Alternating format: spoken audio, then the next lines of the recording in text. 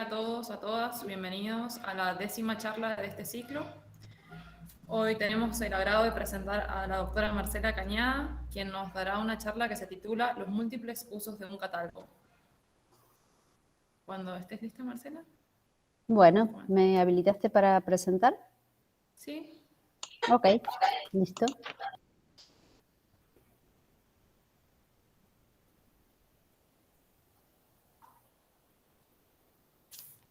Bien, me dicen si... Sí, ahí se ve, ¿verdad? Sí, perfecto. Sí.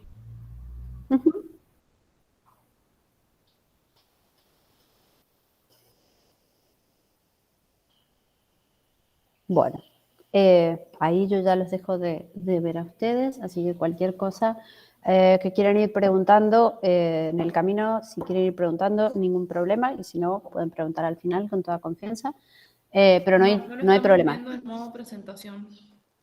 ¿No? No.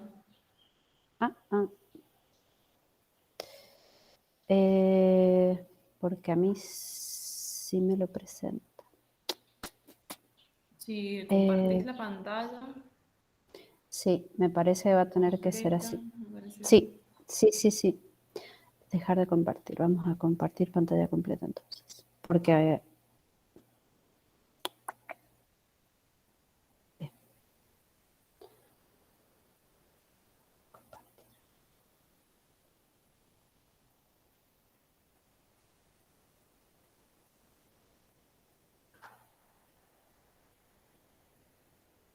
Bien. A ver. Díganme si ahí lo están viendo en presentación. Sí, ahí se ve bien. Perfecto. Bueno, para los que no me conocen, yo me licencié y me doctoré aquí en San Juan. Trabajé muchos años en la cátedra de Mecánica Celeste y ahora volví a Astronomía General 2 del plan viejo, que creo que se llama Astrofísica General en el plan nuevo. Pero bueno, ahora estoy en segundo año. En general yo trabajo con objetos del sistema solar, así que necesariamente van a haber referencias a objetos del sistema solar porque es mi área de mayor conocimiento. Sin embargo, la idea de presentarles esta charla es fundamentalmente para los alumnos que recién comienzan en la carrera, que puedan empezar a ampliar sus horizontes, porque en general a nosotros nos toca hacer ciencia de pocos recursos. Eso significa que muchas veces vamos a tener que elegir entre ir a observar o pagar en algún lado para que se haga una observación o hacer alguna otra cosa, hacer un viaje, ir a un congreso o cosas por el estilo. Entonces, la optimización de recursos que uno hace lo lleva a que eventualmente aprenda a valerse de otros recursos para obtener la información o para obtener respuestas a las preguntas que uno va a plantear. Entonces, la idea es mostrarles cómo podemos utilizar catálogos que fueron diseñados en sus orígenes para un tipo de objeto o para obtener ciertos tipos de datos, y en realidad hay muchas más cosas ahí para sacar, más resultados para obtener en áreas que a lo mejor no se tuvieron en cuenta cuando se diseñó el catálogo. Bien, cuando hablamos de un catálogo en general, hablamos de un listado de datos organizados siguiendo algún criterio definido previamente. Esta es una definición muy general de un catálogo y aplica a cualquier cosa. A partir de ahora nosotros nos vamos a cualquier tipo de catálogo, digamos. Por ejemplo, el catálogo de la biblioteca es eso, una lista de datos organizada de los libros que tiene la biblioteca. Nosotros a partir de ahora nos vamos a referir a catálogos astronómicos en todo momento, pero la definición es así de general. En general, vamos a hablar de catálogos y de bases de datos. Hay una pequeña distinción que yo se las voy a mostrar, pero podemos hablar de una cosa o de otra de manera casi indistinta, porque en realidad lo que uno utiliza actualmente son bases de datos. Los catálogos contienen algunos cientos o tal vez algunos miles de entradas, ¿sí? Y en general tienen pocos datos, cosa que no ocurre en una base de datos. ¿Qué tipo de datos podemos tener para un catálogo astronómico? El dato que a ustedes se les pueda ocurrir, coordenadas, movimientos propios, multiplicidad, tipos espectrales, tipos taxonómicos. Para los que no saben, un tipo taxonómico es como el equivalente del tipo espectral, pero para asteroides. El dato que ustedes quieran va a estar contenido en ese listado y ordenado siguiendo algún criterio. Por ejemplo, si el dato es coordenadas, en general se ordenan por ascensión recta. ¿Sí? Acá tenemos un ejemplo de catálogos. Los catálogos tienen mucha antigüedad, o sea, tenemos acceso yo les estoy poniendo aquí un ejemplo de un catálogo del año 1400, pero en realidad tenemos, desde que el hombre aprendió a escribir, se catalogaron cosas de lo que se les ocurre. Pero ahí tienen un ejemplo de un catálogo del año 1400, donde lo que tenemos en otro idioma es una tabla de doble entrada, ¿sí? Un listado de características. Estos son estrellas, por ejemplo. Acá tenemos, es muy común hablar de los objetos Messier, y decimos M4, M31, habitualmente cuando googleamos un objeto del catálogo Messier, lo que obtenemos es este tipo de imágenes, ¿no? Pero en realidad el catálogo Messier es esto. Es un libro que está en francés, donde, si ustedes se fijan, están listadas esto es ascensión recta y esto es declinación. Esta ascensión recta y esta es declinación. Y aquí tienen características que podían llegar a detectar para la época, que estamos hablando del 1700. Entonces, las imágenes que nosotros tenemos del catálogo Messier no tienen nada que ver con lo que era inicialmente el catálogo Messier. Sin embargo, son datos que están ahí disponibles. Otro ejemplo de catálogo un poquito más moderno es el Córdoba Durmström. Se los mostré en particular a este porque el catálogo Durmström es un catálogo astrométrico que lo que había hecho era cartografiar estrellas en el hemisferio norte. Eventualmente se hace un convenio con la Universidad de Córdoba, el Observatorio de Córdoba hace el relevamiento del cielo del hemisferio sur, y eso con lo que se publica la Córdoba Durmström, que es este libro que tienen acá. Y lo que ven, fíjense, lo que tienen es numeritos de objetos y coordenadas, ¿sí? En general lo que se hacía inicialmente eran más que nada catálogos de coordenadas porque era lo que se podía determinar. Eventualmente se pudieron empezar a tomar espectros y se pudieron empezar a tomar placas fotográficas, y eso amplió la posibilidad del tipo de dato que se podía obtener a través de un telescopio. Como les decía recién, se utilizaban placas fotográficas, pero esas placas fotográficas era una placa de vidrio, siguen existiendo, o sea, no se siguen utilizando. Cuando yo empecé a estudiar todavía se utilizaban algunas. Pero bueno, en este momento lo que se ha tratado de hacer es digitalizar esas placas fotográficas. ¿Por qué? Porque esta frase es del astrónomo argentino, el doctor Jaschek, y a mí me parece muy importante que ustedes la tengan en cuenta como investigadores. ¿Por qué? Porque lo que dice el doctor Jaschek es que las ciencias naturales basan sus investigaciones en observaciones y experimentos. El resultado de estos procesos es un dato. Para ser de utilidad, los datos deben ser almacenados en algún tipo de soporte y preservados para las futuras generaciones. Por eso yo les hablaba de la digitalización de las placas fotográficas. Las placas fotográficas tienen información que se hayan tomado 50 o 100 años para atrás no significa que no tengan información que pueda ser útil para nuestra investigación. Más adelante les voy a mostrar un ejemplo de lo útil que puede llegar a ser la información contenida en una placa fotográfica. Pero esto es una cuestión muy importante, la digitalización de los datos para su preservación y su posterior uso Uno nunca sabe cuándo va a tener que ir para atrás a buscar dónde ocurrió algo. Acá tienen un ejemplo de, estos son 2 placas fotográficas del survey del Observatorio de Monte Palomar. Lo que hicieron en el Observatorio de Monte Palomar fue simplemente fotografiar el cielo completo, tomarlo en placas. Estas son las Pléyades, en 2 filtros diferentes.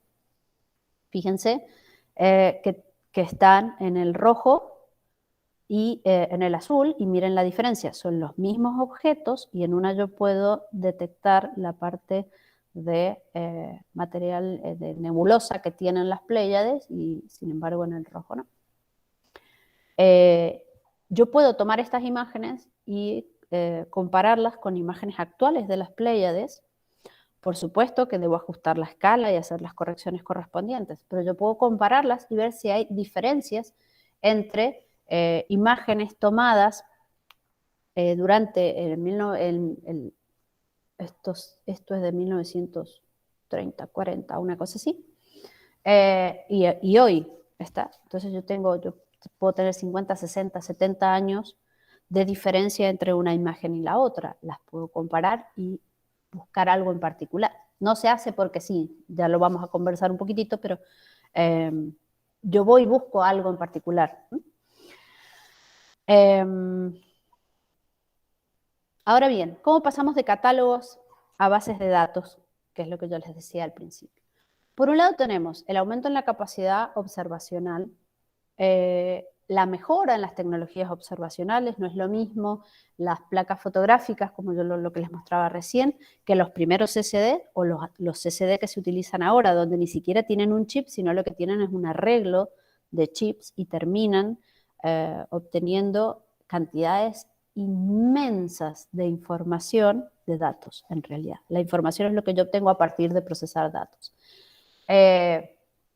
Eso hace que lo que antes era un catálogo, que era una simple lista, que podía tener, por ejemplo, no sé, coordenadas y movimientos propios, por ejemplo. Podía tener un par de características, pero no iba a tener mucho más.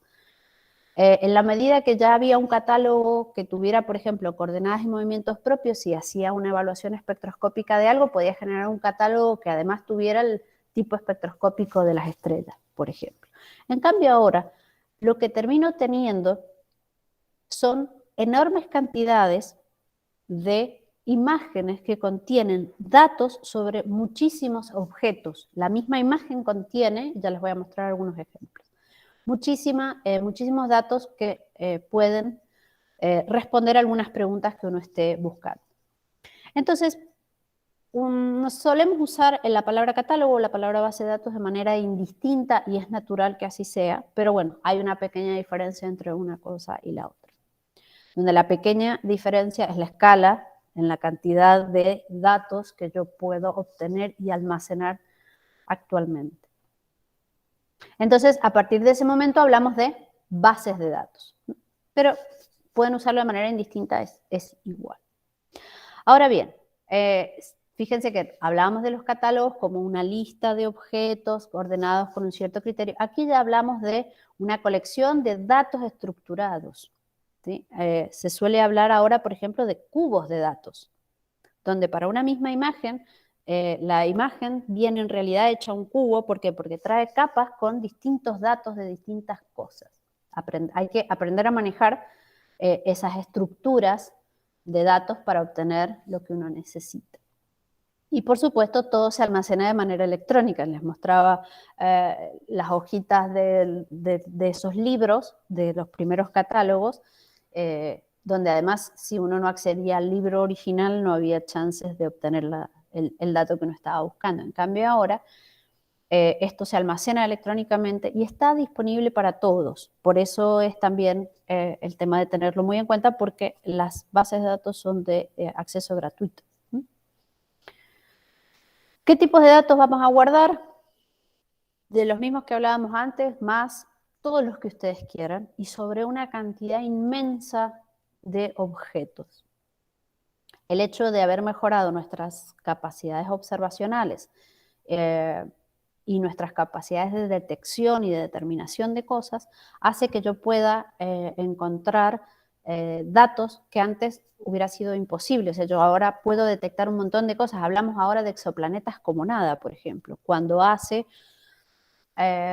25 años atrás apenas se empezaba a hablar de exoplanetas, de discos protoplanetarios y cosas por el estilo. Hace 30 años atrás era apenas una hipótesis. En cambio ahora hablamos de medir velocidades radiales para ver si esto tiene un exoplaneta, 2, 3, ¿cuántos tiene? ¿Sí? Eso es la mejora tecnológica, nos da un aporte más que importante. Y como les decía, les venía diciendo, todo viene en imágenes. Lo que antes eran listas en papel, pasaron a ser las placas y ahora son imágenes digitales.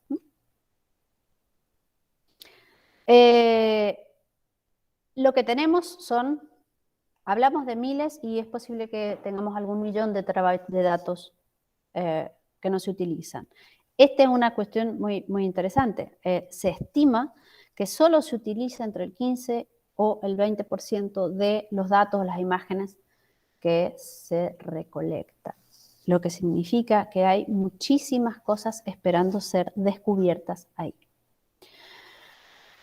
Esta frase es habitual que se la crucen porque es tal cual, y fíjense, yo les hablo de miles de terabytes y de los que solo usamos el 20%, seamos optimistas.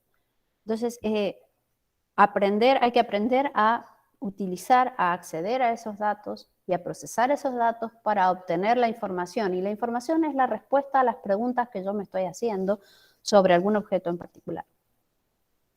Ahora bien, vamos a los relevamientos o los surveys, que son los que generan efectivamente las bases de datos. Los relevamientos actualmente van a generar, por un lado, archivos de imágenes y por el otro lado, archivos de datos. ¿Por qué? Porque en general el relevamiento se genera para estudiar un tipo de objeto en particular. Entonces, por ejemplo, si yo hago un relevamiento para estudiar galaxias y hago un mapeo de ciertas regiones del cielo para estudiar galaxias, voy a generar imágenes y voy a procesar esas imágenes para obtener la información de las galaxias que a mí me interesaban.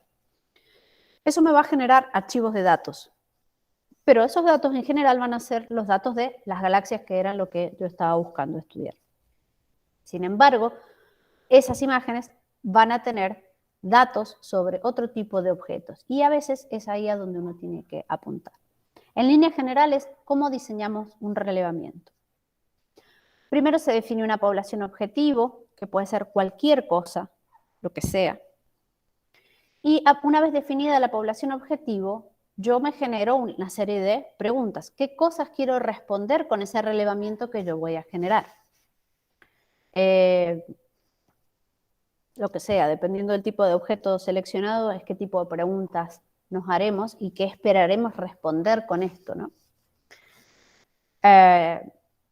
Entonces, una vez que tenemos la población objetivo, las preguntas, o sea, las características a estudiar, se definirá el instrumento, se construye un telescopio, se utiliza un telescopio que ya está, se utiliza un detector que ya está, o se construye un detector nuevo, qué características tiene que tener, por ejemplo, qué juego de filtros, qué tipo de espectrógrafo, lo que sea, qué tipo de imágenes, cómo van a ser las imágenes que voy a tomar, qué características van a tener, cómo va a ser eso en general, son cuestiones totalmente secuenciales, qué procedimientos de reducción voy a utilizar, y a partir de ahí yo voy a poder generar la base de datos que surge como consecuencia de todo esto anterior. Esa es la primera oportunidad en la que nosotros podríamos llegar a participar en el desarrollo de un relevamiento. Acá tenemos una imagen que es del telescopio espacial Hubble. Fíjense, es una imagen cualquiera. Busqué la primera que me parecía que podía servir para lo que les quería mostrar. Esta imagen tiene muchísimos objetos diferentes. Tenemos todo este material aquí, que vaya uno a saber qué es. Tenemos galaxias, infinidad de galaxias. Tenemos estrellas, tenemos cúmulos. Una misma imagen tomada de un sector del cielo contiene infinidad de objetos diferentes. Eso hace que yo pueda hacer que la población objetivo en realidad sean múltiples poblaciones. O sea, que yo pueda utilizar el mismo relevamiento para estudiar más de un objeto en simultáneo. Y es a lo que se apunta actualmente. Y eso me va a generar múltiples bases de datos. Un ejemplo, tienen muchísimos. Yo solo elegí uno porque no era la idea mostrarles demasiados casos. No viene el caso. Es, por ejemplo, la base de datos que se generó a través del WISE. El WISE es un telescopio que está en el espacio, que hace, creo que ya no está funcionando en este momento, que hace observación infrarroja. Tuvo dos etapas, la etapa que se llama criogénica, que es cuando el detector estaba enfriado, porque como es infrarrojo necesito bajarle mucho la temperatura al detector para que la temperatura del detector no compita con las imágenes que yo estoy tomando. En algún momento el refrigerante se agotó y WISE pasó a una nueva etapa donde ya al tener cierta temperatura el detector, hay observaciones que ya no puedo hacer, pero eso generó una nueva etapa donde se podían observar otros objetos donde no era tan importante la temperatura del detector. Entonces, WISE generó una serie de subbases de datos de diferentes, porque hizo un relevamiento. Le llaman un all sky, sí, el relevamiento fue bastante amplio, pero bueno, claramente no cubrió el cielo completo, sino fracciones, pero un all sky survey, que incluyó un montón de cosas. Acá tienen, olvídense de estos números que están acá. Esto es el tipo de objetos para los cuales fue diseñado WISE en la observación. Tenemos estrellas marrones, tenemos estrellas comunes, digamos, distintos. El WISE se usó mucho para galaxias, distintos tipos estos son todas galaxias para los alumnos de los primeros años. Aquí estarían los quasars, por ejemplo. Entonces, WISE hizo observaciones en el infrarrojo de un montón de objetos, de una gran cantidad de objetos muy diversos, lo que hace que sirva a una comunidad muy amplia, una comunidad científica muy amplia. Y es como optimizar el recurso, cosa que es natural, ¿no? En una segunda etapa, cuando termina la etapa criogénica, WISE empieza a observar asteroides y aparece esto que está aquí, perdón, es el catálogo NeoWISE. Esto que tienen acá es un gráfico de distancia heliocéntrica versus excentricidad, y en realidad lo que tiene la Tierra vendría estando por aquí, y lo que tienen acá, cada puntito es un asteroide. Esto es el cinturón principal de asteroides. Y los puntitos celestes son las observaciones de distintos objetos que hizo WISE. Entonces, lo que se hizo fue ir a observar asteroides. ¿Por qué? Porque en realidad, para el caso particular de los asteroides, es muy interesante observarlos en el infrarrojo porque es donde se obtiene la mayor cantidad de información de estos objetos, porque los asteroides no emiten luz, sino que la reflejan. Entonces, la temperatura propia de estos cuerpos es muy baja. Entonces, la mayor cantidad de información va a ser emitida en el infrarrojo. Eso hizo que un catálogo que fue diseñado inicialmente para trabajar con, por ejemplo, quasars o con galaxias muy lejanas, también pueda utilizarse para objetos sumamente cercanos, como son los asteroides, pero que emiten en un rango donde a veces es muy difícil desde Tierra observarlos, que es lo que ocurre con los asteroides. Hay bandas del infrarrojo donde nosotros desde la superficie de la Tierra no podemos llegar. Y esto genera un nuevo catálogo y le da acceso a otra parte de la comunidad científica a un montón de datos de procesamiento para procesar y obtener respuestas a las preguntas. Ahora bien, en general lo que va a ocurrir es que no vamos a poder participar del diseño de un relevamiento, ¿sí? No es habitual no es posible tampoco que toda la comunidad científica tenga acceso al diseño de relevamiento, porque además también suele ocurrir que si yo participo, yo como institución, digamos, participo del diseño del relevamiento, tenga que hacer algún aporte económico para el desarrollo de ese relevamiento. Entonces, en general lo que va a ocurrir es que uno va a quedar de la vereda de enfrente y lo que va a tener es, no va a tener acceso al diseño para decir, a mí me convendría más este filtro y no este otro, sino que se va a encontrar con el paquete cerrado. Sin embargo, no es una desventaja eso. Está bueno si uno lo puede diseñar, pero si no, en realidad hay muchísimo para trabajar sin que uno haya necesariamente diseñado el experimento. Aquí aparece lo que yo llamo la segunda oportunidad, y esa segunda oportunidad se nos presenta 1.000.000 de veces durante nuestro desarrollo científico, porque lo que nosotros hacemos es aprovechar las bases de datos existentes, ¿sí? Ciencia de bajo presupuesto, básicamente. Cada vez que yo busco un objeto para estudiar, y cuando digo un objeto me refiero a cualquier cosa que yo vaya a estudiar, yo puedo ir a observarlo, ¿sí? En ningún momento decimos de no observarlo. Sin embargo, no es razonable menospreciar la información que yo puedo llegar a obtener de observaciones que hayan hecho otras personas. Y eso implica ir a bases de datos donde este objeto pueda estar, a catálogos, digamos, donde pueda estar y donde yo pueda tener algún dato que me sirva, o ir a observaciones. Las observaciones de los telescopios, pasado cierto tiempo, dependiendo del observatorio, son públicas. Entonces, a la larga eso también son bases de datos donde yo puedo ir a la observación original, procesarla y obtener un dato más para el objeto que yo estoy estudiando. Es muy importante que ustedes tengan en cuenta que está todo esto disponible. Y ahí volvemos a la frase del Dr. Jaschek, ¿sí? Para ser de utilidad, los datos deben ser almacenados en algún tipo de soporte y preservados para futuras generaciones. Esto es muy importante. En general, los que se encargan de esa preservación son, por ejemplo, los observatorios, en el caso de las imágenes, bueno, y en el caso de las bases de datos también, y las instituciones en general que hicieron los relevamientos son los que se encargan de esa preservación.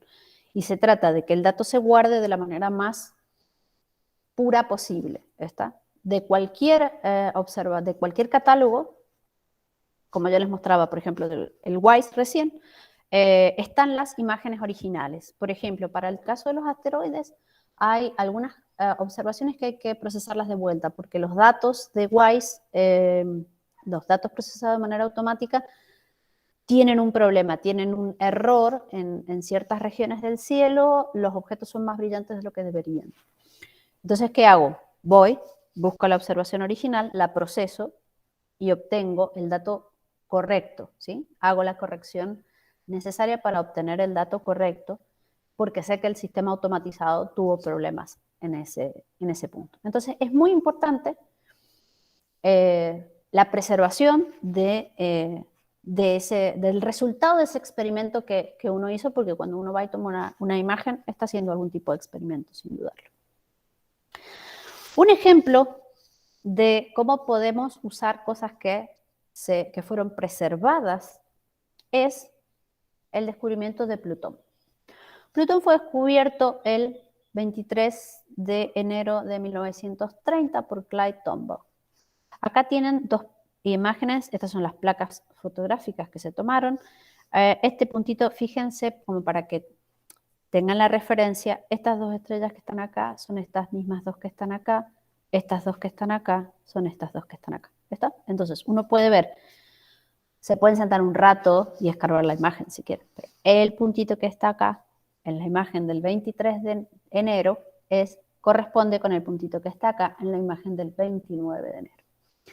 Para facilitarnos la existencia, tenemos este pequeño GIF donde están superpuestas, para los que ya han hecho procesamiento de imágenes, es un blink, ¿sí? Nada más de las dos imágenes, donde Plutón salta de aquí a aquí, del 23 al 29.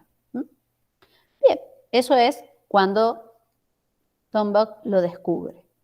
Lo anuncia bombos y platillos, Estados Unidos había descubierto un planeta, después se los bajamos a categoría, pero eso es otra historia.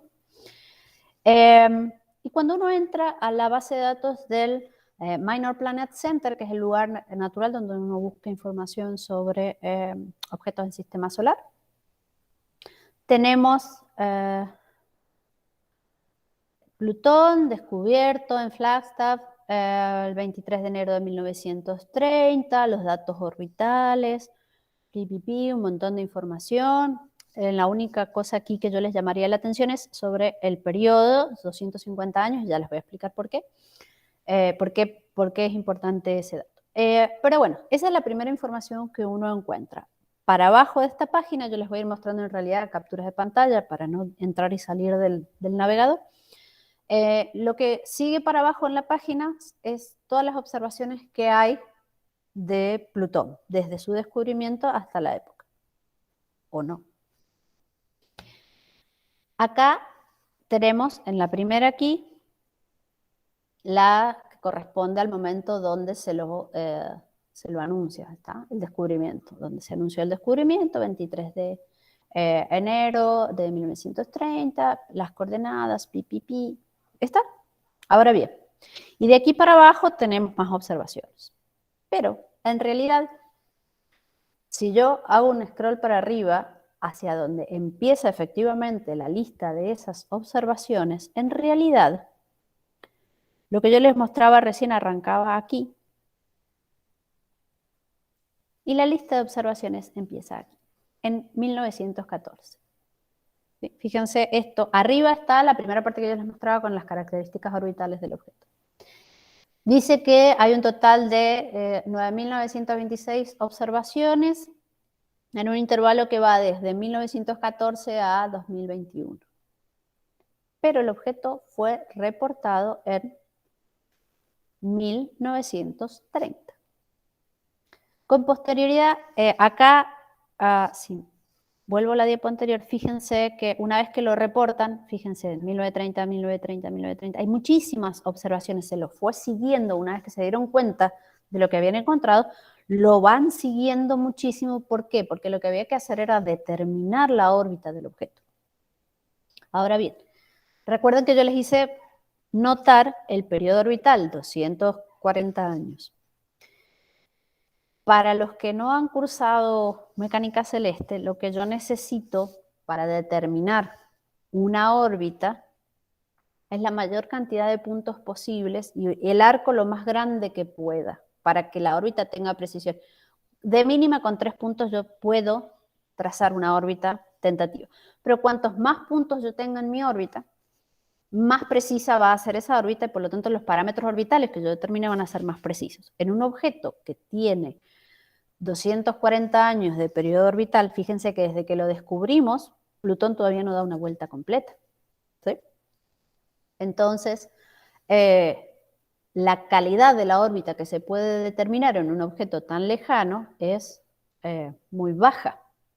Lo que se hizo fue, en base a estimar cuál era la órbita posible, fueron a buscar en qué relevamientos podían existir, en general, placas fotográficas que pudieran tener la imagen de Plutón para tomar esas coordenadas y agregar un punto más a la órbita que estábamos teniendo. Entonces, en realidad, lo que hicieron o lo que obtuvieron fueron 15 años más de rango, digamos, para este arco que yo necesito trazar para poder determinar la órbita.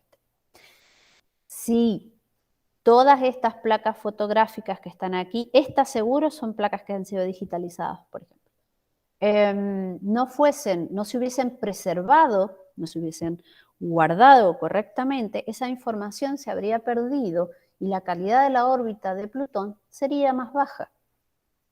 Porque en un objeto con 240 años de periodo orbital, poder agregarle 15 años al rango, en especial al principio. Está bien, ya con el tiempo hemos podido aumentar la cantidad de observaciones que tenemos, pero al principio, la calidad de la determinación. ¿Y por qué es importante la calidad de la determinación? Porque conociendo la órbita, yo puedo saber dónde va a estar hacia adelante ese objeto. Ahora, estos son objetos muy débiles. Si la calidad de la órbita es pobre, mi estimación de dónde lo voy a encontrar es pobre también, y por lo tanto yo puedo perderlo. O sea, puedo no volver a encontrarlo. Eso ha ocurrido con este tipo de objetos infinidad de veces, porque la estimación que yo hago no es correcta porque el cálculo de la órbita que hice no está bien. Entonces, es muy importante poder acceder a esta información. Lo mismo ocurre, por ejemplo, aquí tienen una estrella variable, una cefeida, y estas son observaciones del Hubble Space Telescope.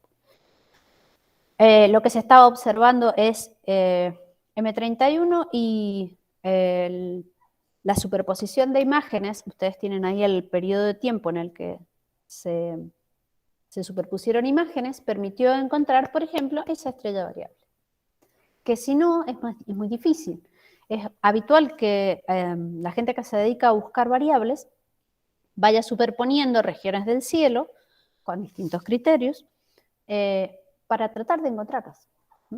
Es más, por ejemplo, todos los relevamientos que ha habido para movimientos propios, que llevan muchos años, por ejemplo, el de Monte Palomar, la idea formaba parte de poder determinar movimientos propios, porque yo tomo las imágenes ahora, tomo las mismas imágenes en 50 años y las comparo y puedo tener una estimación de movimiento propio.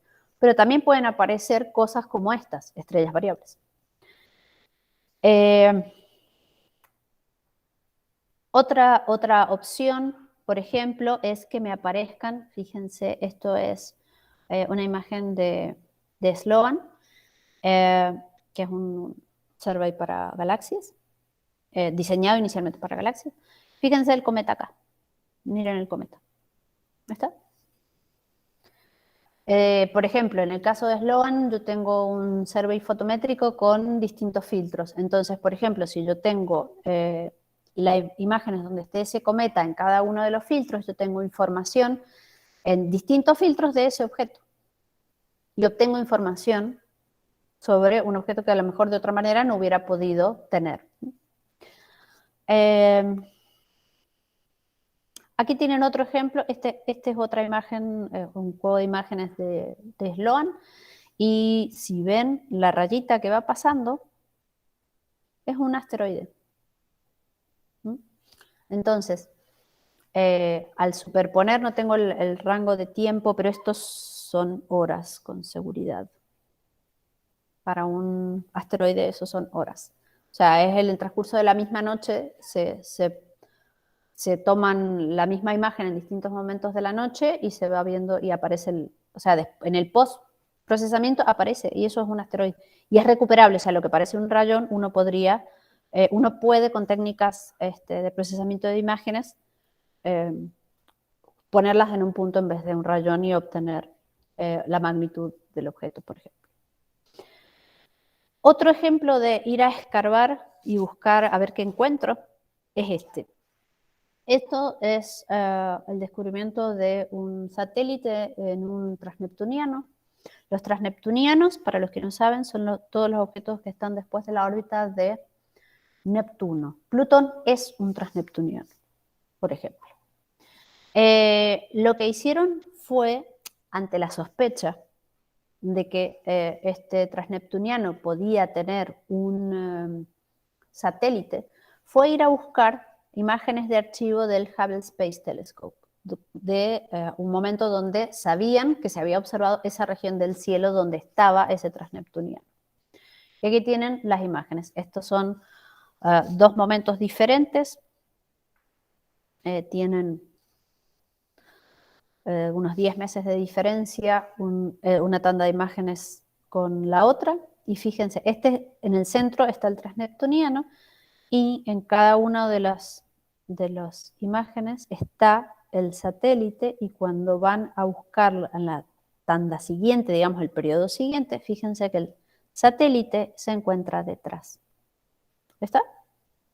Lo ven en las flechitas.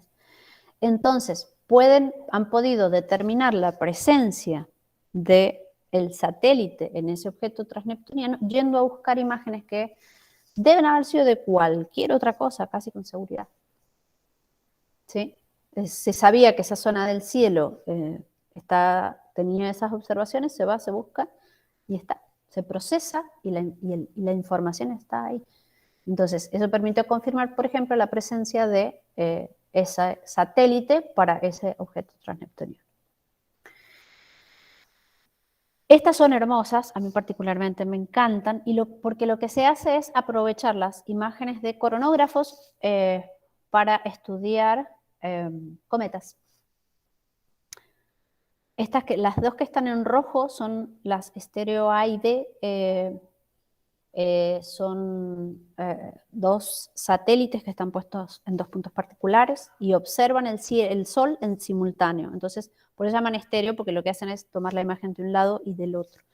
Fíjense que las estéreo tienen la misma hora y la perspectiva del cometita es diferente para una que para la otra, porque una lo mira de un lado y la otra lo mira del otro. Este es otro coronógrafo que también está en el espacio y observa el Sol, y la que es la sonda SOHO, y también tiene una imagen de ese mismo cometa. Son del mismo día, fíjense, miren esto, no tienen la fecha, pero sí son del mismo día, porque lo que tengo es exactamente igual. ¿Listo?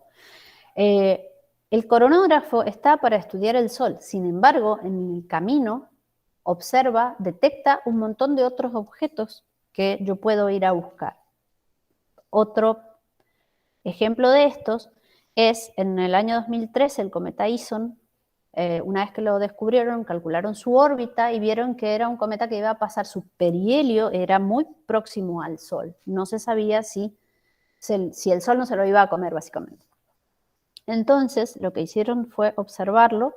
Esto es es la estéreo B de los coronógrafos, y fíjense cómo el cometa entra y sale destrozado. El Ison se destrozó, no quedó nada del otro lado. O sea, no se lo comió completo, logró pasar, pero pasó destrozado.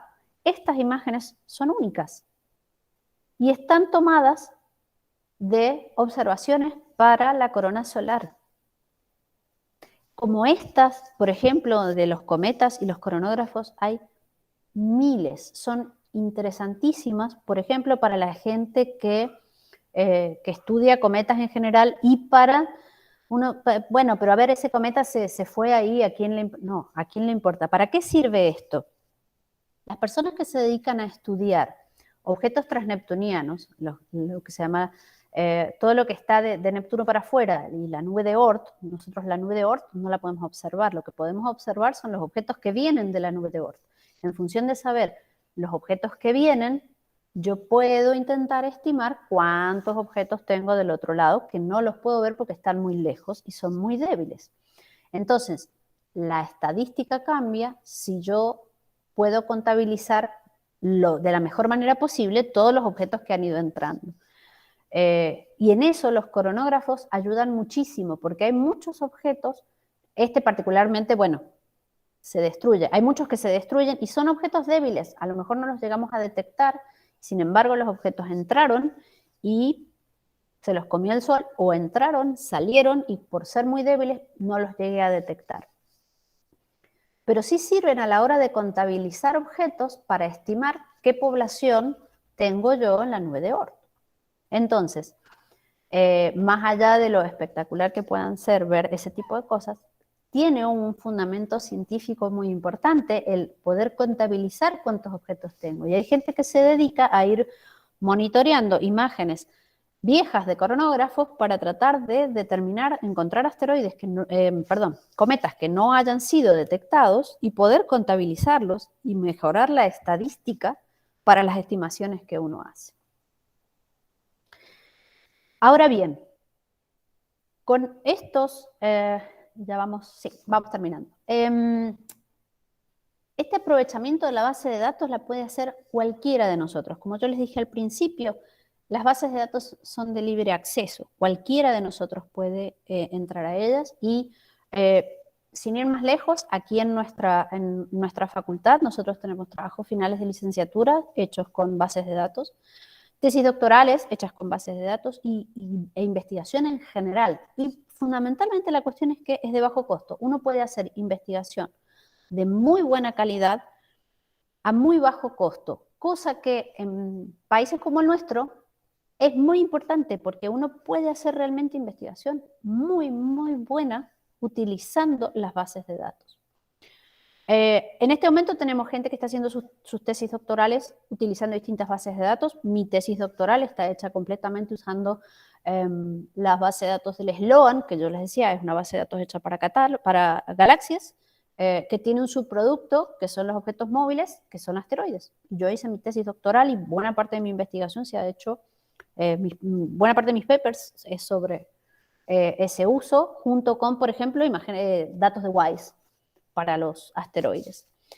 Ahí tienen un ejemplo nada más, les voy a poner sobre la zona en la que yo me he enfocado mayoritariamente. Esto es los tipos de asteroides que hay en el cinturón principal, como la imagen que les mostré recién de los puntitos, que tenía los puntitos celestes de WISE. Bueno, esto es lo mismo, pero esto es cantidades para que tengan una idea de qué son esos ejes. Es número de objetos, digamos, es masa, pero la idea es la misma. Y esto es distancia heliocéntrica. Yo me baso en estudiar estos objetos y, de hecho, la clasificación taxonómica, ¿sí? O sea, la caracterización superficial de los objetos en la zona de los Hungarias es la que hice yo y es la que usa la comunidad científica. Y la hice con una base de datos que además era para galaxias. ¿Ahí está? Que como subproducto yo podía obtener información para asteroides. Entonces, es muy importante no perder de vista todo lo que uno puede obtener de las bases de datos. Y vamos a terminar con esto. Tenemos cientos de respuestas esperando a ser encontradas en un océano de datos.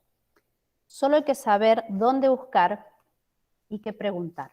Pero eso es algo para conversar en otro momento.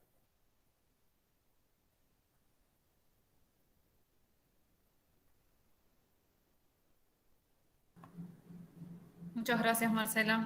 Muy interesante la charla. No sé De si nada. alguien tiene alguna pregunta.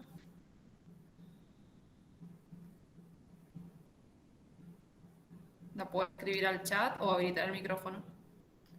Gracias, Marisa. Gracias, Esteban.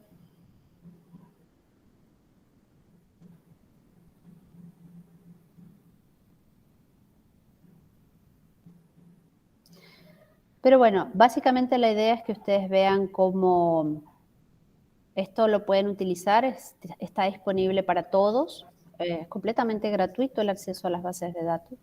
A las observaciones se pueden volver a procesar, ya sea porque uno busca otra cosa o porque otro objeto, por ejemplo, en una misma imagen o el mismo objeto para el cual fue tomada la imagen, y uno puede volverlo a procesar y obtener otra cosa. O si sospecha que el procesamiento de algo quizás no fue, uno no está muy convencido de la manera que fue procesado, uno puede procesar la imagen de vuelta y obtener nuevamente el resultado y ver si coincide, si no, y es una publicación.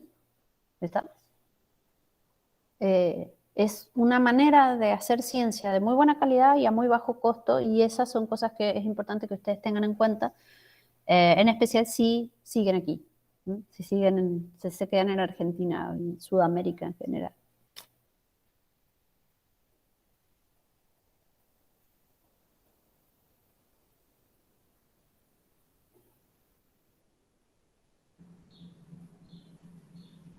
¿Tienen alguna pregunta?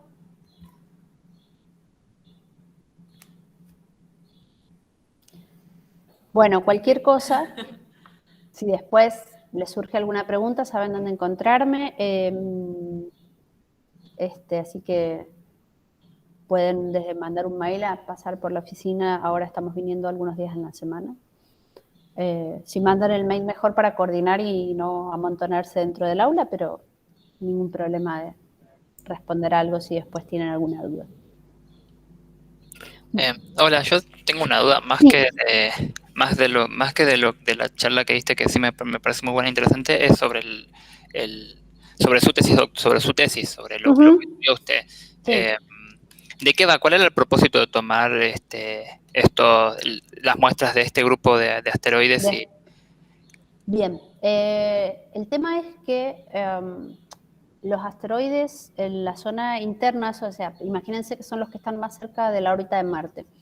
Esos objetos son, algunos de ellos son objetos de transición que después entran al sistema solar interior y son los que eventualmente uno podría encontrarse cuando en la Tierra podría encontrárselos en el camino. Entonces, conocer qué tipo de objetos están ahí es muy importante para saber qué tipo de objetos me voy a encontrar yo después en la órbita de la Tierra.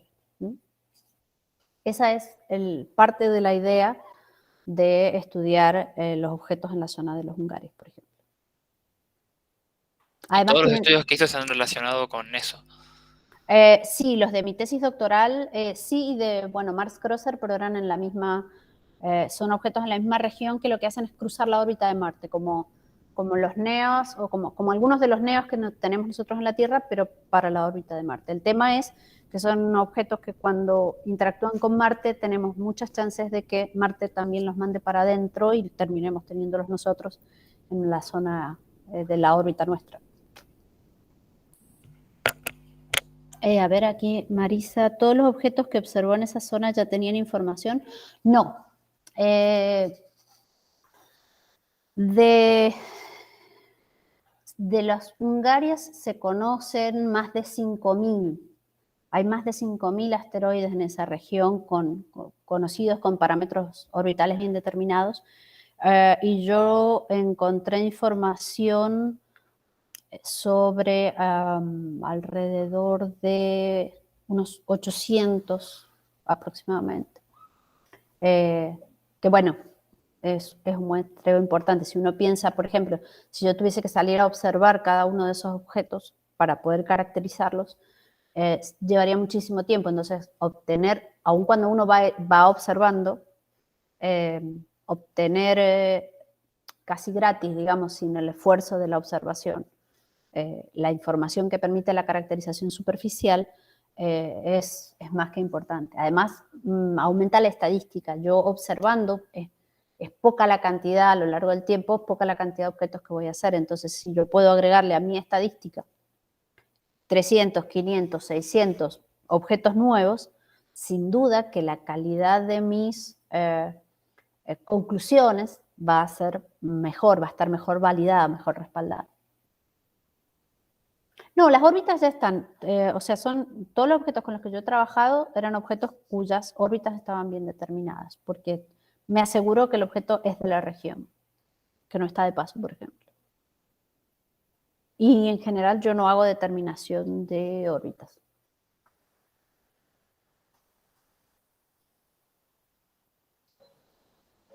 Yo me enfoco en general en características superficiales, digamos.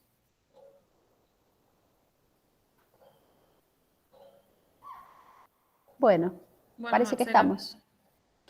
Te agradecemos nuevamente por la participación. No, por favor, la verdad que muchas gracias, un gusto compartir un poco de lo que uno sabe, de la experiencia que uno tiene con los alumnos. La idea es comentarles un poco las cosas y que ustedes vean las distintas opciones que hay. Esto que yo he hecho mucho hincapié, como les decía, en la parte de asteroides, porque es a lo que yo me dedico.